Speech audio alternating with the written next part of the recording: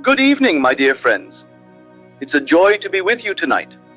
I was walking through the city just yesterday, down those busy streets, you know the ones, watching men and women scurrying about, their faces heavy with worry, their shoulders slumped under burdens they think they cannot escape.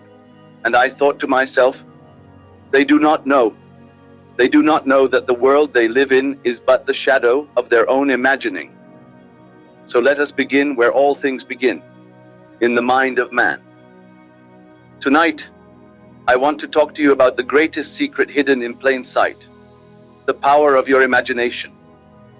Now, I know what some of you are thinking. Imagination, Neville?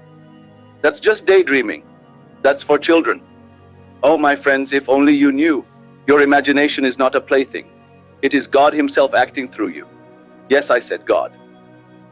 The Bible tells us in the very first verse of Genesis, in the beginning, God created the heavens and the earth. And who is this God? He is your own wonderful human imagination. Let me tell you something. The outer world you see, the job you go to, the money in your pocket or the lack of it, the people who love you or the ones who trouble you, all of it, my friends, is a reflection of what you've been imagining within. If you imagine lack, you will live lack. If you imagine love, love will find you. But, and here's the key, you must feel it as real. You must enter the state of the wish fulfilled. It all happens here first. Let me share with you a story. Some years ago, I had a friend, a young man named John. John worked in a small office, barely scraping by, but he dreamed of a promotion, a better position, something to lift him out of the drudgery. Now, John came to one of my lectures, much like this one, and he heard me speak of imagination. So, he decided to test it. Every night before he went to sleep, he would close his eyes and imagine his boss shaking his hand, saying, "John, congratulations on the promotion." He would feel the handshake, the warmth of it, the firmness. He would hear the words, clear as a bell, and he would fall asleep in that feeling, night after night. Now, here's the miracle. Within 3 weeks, 3 weeks, mind you, John was called into his boss's office. No one else was considered for the position. No one else had applied. But the boss said to him, "John, I've been watching you, and I think you're the man for this new role." And there it was. The handshake, the congratulations, just as John had imagined it. Do you see? He didn't beg for it. He didn't plead with the world to give it to him. He created it here first, and the world had no choice but to conform. That's the law, my friends. Imagination creates reality. It's not a theory. It's not a hope or a wish. It is the law by which all things are made. The Bible says, all things are possible to him who believes. But what is belief? It's not just thinking something might happen. No. It's feeling the reality of the thing desired. It's walking through this world as though it were already so. Now, some of you might say, "But Neville, my circumstances are too big, too hard. I've got bills piling up, or my health isn't what it should be, or my husband doesn't understand me." And I hear you. I do. But I tell you this, your circumstances are only the out-picturing of what you've been imagining. Change the inner picture, and the outer must change. It must. Let me give you another example. A woman wrote to me not long ago. She was desperate for a new home, a little place of her own, somewhere quiet, somewhere hers. But she had no money to speak of, and the market, as you know, can be unkind. So I told her, don't look at the market. Don't look at your bank account. Look within. I told her to imagine herself in that home, to see herself sitting by a window, sipping tea, watching the sunset, to feel the cushions beneath her, to smell the flowers in the garden, and most of all, to feel the joy of knowing it was hers. She did as I suggested.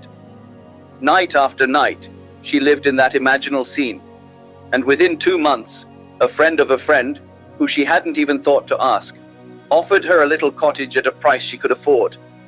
Coincidence, you say? Oh no, there are no coincidences. There is only the law at work. She imagined the end, felt it as real, and the world moved to bring it to pass. So how do you apply this, my friends? How do you take this secret and make it yours? It's simple, but it requires faith. Not faith in me, not even faith in God as some far-off being, but faith in your own imagination. Here's what I want you to do tonight. Choose one small desire, something believable to you, something that excites you, but doesn't feel too far out of reach. Maybe it's a letter you've been waiting for, or a kind word from someone you love, or a little extra money in your pocket. Choose that one thing. Now tonight, as you lay in bed, close your eyes and imagine a scene that implies your desire is fulfilled. If it's a letter, imagine holding it in your hands, tearing open the envelope, reading the words you've longed to read. If it's a kind word, imagine your friend calling you on the telephone saying, "I heard the good news," or "I've been meaning to tell you how much you mean to me." Whatever it is, make it vivid.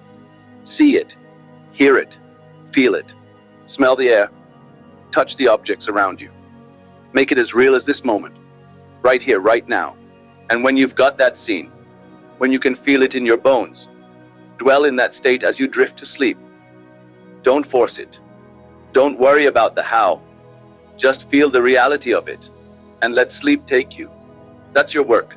That's all you need to do. Now, I know some of you are skeptics. I can see it in your faces, and that's all right. I don't ask you to believe me on my word alone. Test it. Try this little experiment for yourself. The world will not believe you. It'll call you a fool, a dreamer. But you are not here to please the world.